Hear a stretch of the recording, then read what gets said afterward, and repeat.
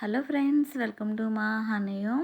ఈరోజు వీడియోలో తోటకూర ఫ్రై చేసుకునే ముందు చిన్న కప్పు పల్లీలు దోరగా ఫ్రై చేసుకోవాలి. ఫ్రై చేసుకునేటప్పుడు పల్లీలు అందులో 2 రెమ్మల కరివేపాకు కూడా వేసుకుని ఫ్రై చేసుకోండి.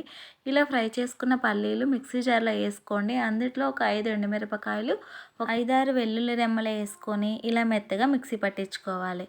ఇలా మిక్సీ పట్టించుకున్న పల్లీల కారాన్ని పక్కన పెట్టుకోవాలి. మరి ఈ పల్లీల కారం ఆకుకూరలోనే కాకుండా మనం చేసుకునే కూరగాయల ఫ్రైలో కూడా వేసుకోవచ్చు. ఈ పల్లీల కారాన్ని ఎక్కువగా చేసుకొని స్టోర్ చేసుకోవచ్చు. నేను ఇక్కడ ముందుగా తోటకూరని శుభ్రంగా కడిగి ఒక 4-5 కట్టలు అయితే ఇలా కట్ చేసి పెట్టుకున్నాను. ఇందులోకి మీడియం సైజు ఉల్లిపాయ ఒకటి, ఒక 2-3 పచ్చిమిరపకాయలు కట్ చేసుకొని పెట్టుకోవాలి. స్టవ్ పైన కడాయి పెట్టేసుకొని 4-5 టేబుల్ స్పూన్ల నూనె వేసుకోండి. ఇందులో 2 టేబుల్ స్పూన్లు అయితే పోపు దినుసులు వేసుకోవాలి. ఇవి ఫ్రై అయిపోయిన తర్వాత కట్ చేసుకున్న ఉల్లిపాయ, పచ్చిమిర్చి వేసుకోవాలి. ఉల్లిపాయలు ఫ్రై అయిపోయిన తర్వాత కట్ చేసుకున్న తోటకూర ఇందులో వేసుకోవాలి.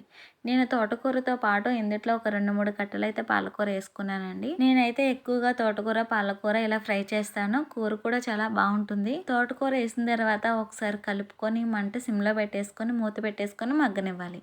ఆకుకూరలో ఉన్న వాటర్ మొత్తం ఇంకిపోయిన తర్వాత ఒకసారి కలుపుకొని ఇందులో ఇప్పుడు కొంచెం పసుపు వేసుకోండి. ఆకుకూరలో సాల్ట్ ఎప్పుడు తక్కువగా వేసుకోవాలి. రుచికి సరిపడా సాల్ట్ వేసుకోండి. సాల్ట్ వేసుకొని కలుపుకున్న తర్వాత ఆకుకూర మరో కొంచెం నీరుగా ఉంటుంది. మూత పెట్టేసుకొని ఒక 2-3 నిమిషాలు ఇలానే ఉడకనివ్వండి. మనకి ఆకుకూర పూర్తిగా ఉడికిపోతుంది. 3 లేదా ఒక 5 నిమిషాల తర్వాత మూత తీసుకొని ఇలా దగ్గరగా ఉడికిపోయిన తర్వాత, అంటే తోటకూరలో ఉన్న వాటర్ మొత్తం ఇంకిపోయి ఇలా దగ్గరగా ఉడికిన తర్వాత ముందుగా మిక్సీ పట్టించుకున్న పల్లీలు, ఎండుమిర్చి పౌడర్ని 3 టేబుల్ స్పూన్లు అయితే ఇందులో వేసుకోవాలి. ఇలా తోటకూరలో పల్లీలు పౌడర్ వేసుకోవడం వల్ల తోటకూర ఫ్రై మరింత టేస్టీగా ఉంటుందండి. అన్నంలోకి అయితే చాలా బాగుంటుంది. ఈసారి మీరు తోటకూర ఫ్రై చేసినప్పుడు ఈ విధంగా చేసి చూడండి.